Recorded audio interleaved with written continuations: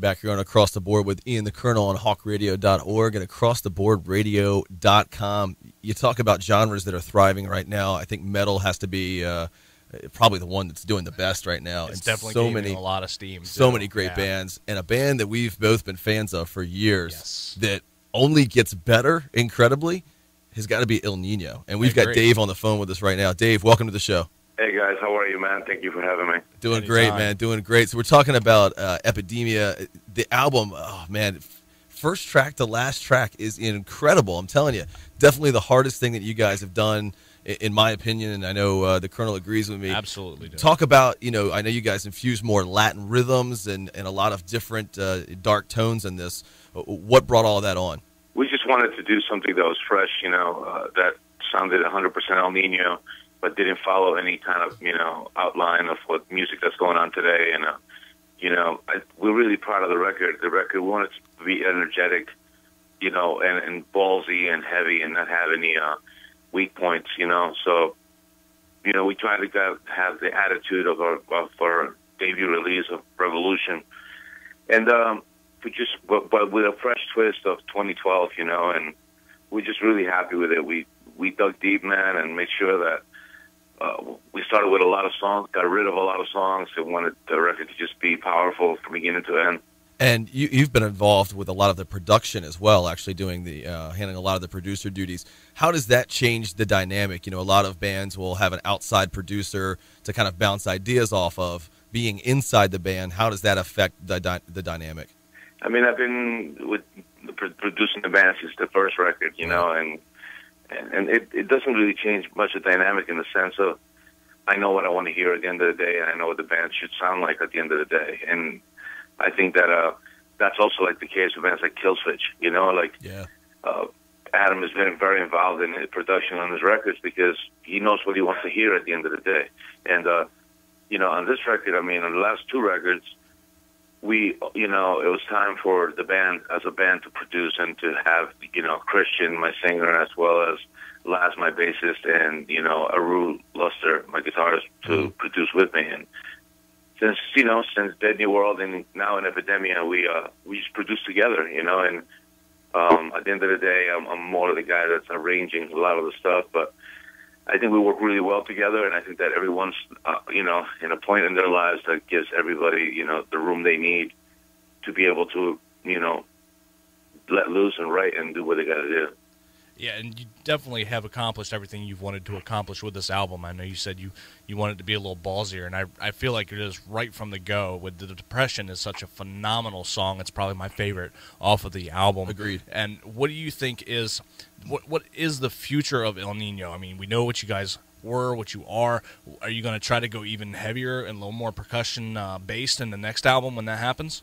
The reality with Ill Niño is that every record sounds different, and Absolutely. We like it that way. I mean, I'm a big fan of all the really old bands like Judas Priest, and Metallica. I mean, and you look at records that have been out since the 80s, bands are successful, bands are not, they don't stay in the forefront because they put the same record out over and over. They stay true to their sound, but they also put different records out and progress. You have to progress as a writer, and you got to progress as a producer. And I feel that the band's got a lot of life in it. We tour the world. Right now we are slated for doing America again in December, going back and doing South America in December, January, Japan, and America again. February and March, we're going to be in Europe and Russia, and April, May, and June, we're going to be in China and Australia. So we're pretty busy right now, but yeah, I mean, we're super in love with the new record, and we feel that it's one of the strongest records to date. And you talk about how doing an album like this gives you a lot of energy, but you also just discussed how your touring schedule is literally taking you around the world.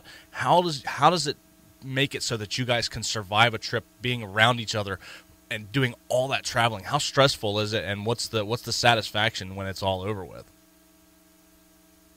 The stressful part isn't actually dealing with each other because we are all really good friends, and we've, been in a band together for, at least four of us been in a band together for 13 years, and the rest of us in a band together for 9 years. So the guys in the band, everybody kind of knows their place in the band, and everybody kind of knows where to not piss somebody off, not, you know, and we're all good friends. Like I said, we're all just communicate very well, and the most stressful part is leaving loved ones behind, you know, leaving.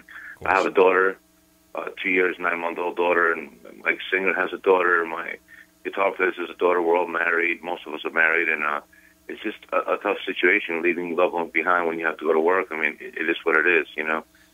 This is what we signed up for. That's what our wives signed up for. But nonetheless, it's just that's the only part that sucks the most. You're away from your kid and your wife for 5 weeks.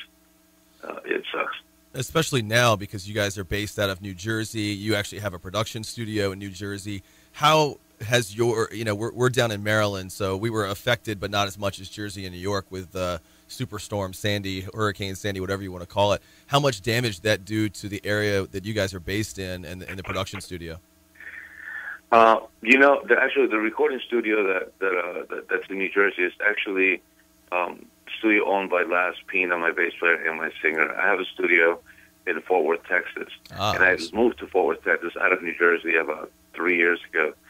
So, yeah, I mean, I talk to my bass player every day, you know, a couple of times a day.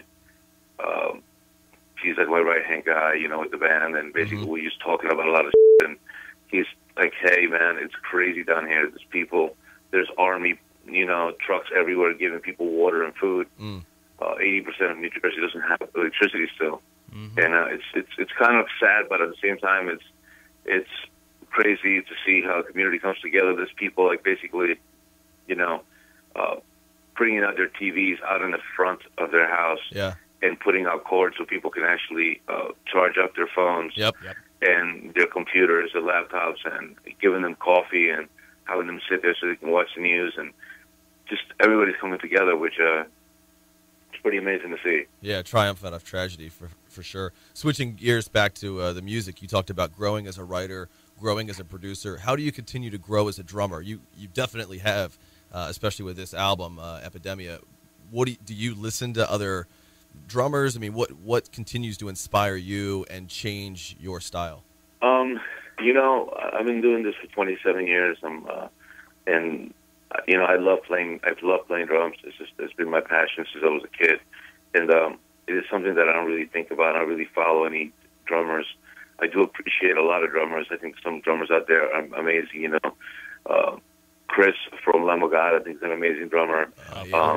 You know, there's a lot of drummers out there that I think in this new genre are great. But I've always been super involved with older drummers like Neil Peart from Rush. You know, from the Jazz Tip, from Dave Weckl. Oh yeah, wow, okay. And even some older cats. You know, like Stephen Kaufman, who used to play for Excess back in the '80s. But these are drummers that I think, to me, that were able to bring a lot of just classic metal drumming to the forefront. And that's kind of what I vibe on, believe it or not. As a drummer myself, I really appreciate the names that you bring up too, because those are the legends in the industry, and I agree with you 200% that those are the names, those are the influencers. Man, Dave formatted metal drumming for genres to come. I mean, it's insane, man. These guys, Neil Peart especially, you know, is just amazing in his feel and the way, in his syncopated beats and the way that he puts in fills and parts of songs. It's amazing to this day. Dave, listen to, you know, Moving Pictures. It's a record that's almost 30 years old. Right. And it stands true today. You put it in, and the Rush record sounds like it was recorded last year. Absolutely. Not only the dynamic of the record, but also the audio of the record and the sounds of the, you know, and the writing of it. Dave, talk about your kit setup. I mean, some people have, you know, Questlove from the Roots has, you know, a very, very simple, small setup. And then you have like Mike Portnoy, who's notorious for having a huge setup. Right, too. or Mike Portnoy. I mean, guys like that have, you know, like 12 drums and, you know, 8 cymbals and that kind of stuff. What goes into you setting up your kit? You know, I like to keep it basic. Double bass, floor tom, 2 toms. You know, I think that if you... for what I play, you know, it's a different story. I'm not trying to be a virtuoso drummer. Can I play stuff like that? Yeah, of course. You know, I'm actually working on my first drum DVD.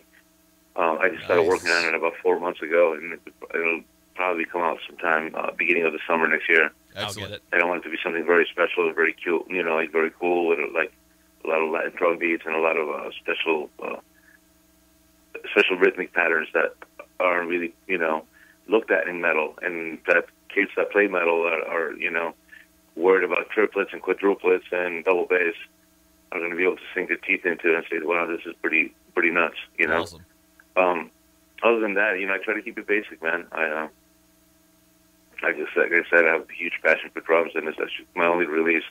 I'm pretty much straight edge my entire life. I don't drink, I don't smoke, don't do drugs, so that's my outlet. Just beat on some drums, or if not beat on someone. Right. At that point. Yeah, I mean, and to be honest with you, I understand too. Again, you know, with the drumming is an outlet. It's, you can let your frustrations out, but at the same time, it calms you and it progresses you as a person as well. I absolutely agree with you, 100%. What do you think is the main thing missing from mainstream metal? I mean, a lot of things like these pop beats that get people into the forefront. What is missing from metal to put it to the forefront where everyone can enjoy it as well? I think kids buying records. No doubt. I mean, you know, I think that everybody brings their own style and their own elements.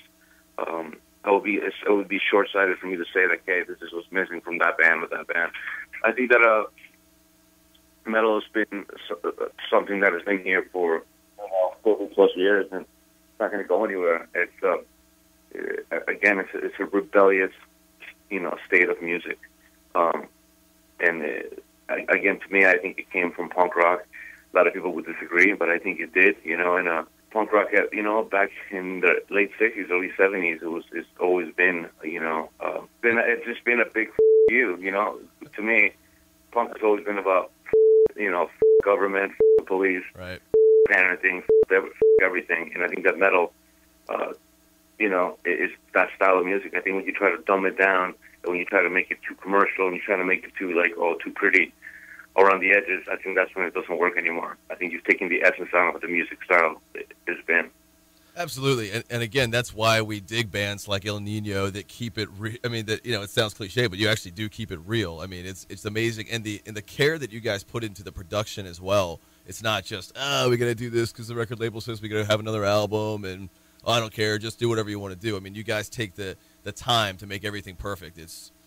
It comes through in the music for sure. We try, man. I mean, you know, we've been around 13 years, you know, and 13 years later, we have to bring it. We have to do something different. We can't just we go through the motions, just put a record out. It wouldn't be the right thing to do. We wouldn't have a band. We wouldn't have careers, you know. It would come to a bitter, short end. But so that's what we have to, like, just, you know, it's even stressful to think, like, man, you know, we love this record. You know, what are we going to do in the next record? So we're going to kill a couple of chickens, you know? So, what the f*** do you do?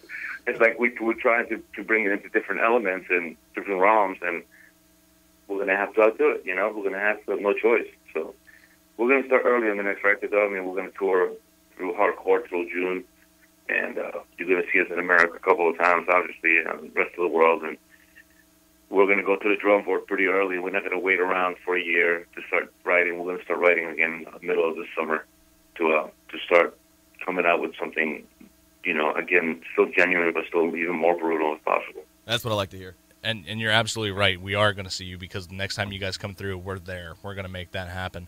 If you had 5 to 10 minutes left to live in your life and you could hear one song, what would be that last song you would want to hear, either yours or someone else's, and you could have a chance to perform it or just hear it? One song. Man, you're killing me. Yeah, that's what we do here. It's like saying which one of your parents you want to hug before you die. Wow, that's even tougher. Damn, man. Song, man. Why I gotta go there, Dave? That's deep, man. It's a tough one. It's a tough one. I think that it would probably be. I'm going to blow everybody's mind, because it's going to be like, there's no way this guy likes this guy, but probably a Seal song, a song from Seal from the first record. I can totally think see his first that. record was amazing. Something like that. As you're spending it with family, if it's your last dying breath, that's going to be surrounded by family. That's for sure. Absolutely. And yeah, that doesn't surprise us at all. I mean, we've been doing this show for over 3 years now. And yeah, some of the hardest people would say like Frank Sinatra, and then some laid back people might say something heavy, and it's everybody has their own. Yeah, I think Seal, is a great performer. I think his records are f***ing great. And first record to me is one of my favorites still to this day. Would there be any chance of you covering a Seal song in Ill Niño? Oh yeah. I don't know. You never know. I'd have to convince the rest of the guys in my band. They probably don't feel the same way. I think you can make it. Okay. On the something more metal, but on the drum disc that's coming, man. You never know. The drum disc that you're putting out next summer, cover it on there. Maybe. Just saying. Not a bad idea. Let's get it to see. That's what we do. I'll lighten it up a little bit. Get it done, Dave. Do a Seal song with double bass. That would be some interesting shit. That would be interesting. Yeah, we'll definitely have you back on the show to talk about that and promote that project when you get that out as well. Stoked to hear more about that. So, but again, Epidemia is out right now. The album is Epidemia. The song is La Epidemia. And just Depression. So many great songs on there. I agree, Colonel. I think Depression is right now my favorite. But the more I listen to the album, I know it's going to change. And it's sick, Dave. I appreciate everything you put into it, man. And you can find them. Thank you, brother. Thank you so much for enjoying it, and thank you for having our back. Absolutely, man. Really appreciate it. You can find these People guys. People like you that keep music alive. No, man, we try, man. We keep it metal, too. And, check them out on Facebook and right there on Victory Records' website as well. And you can keep track of their tours. IllNiño.com. Yeah, everywhere. It'll take you. And definitely check these guys out. And, again, we say it every single day. Don't just listen to music. Experience it. Go out. Watch these guys play live. Absolutely. Do it. Back here in a few minutes on Across the Board with Ian the Colonel on hawkradio.org. And acrosstheboardradio.com.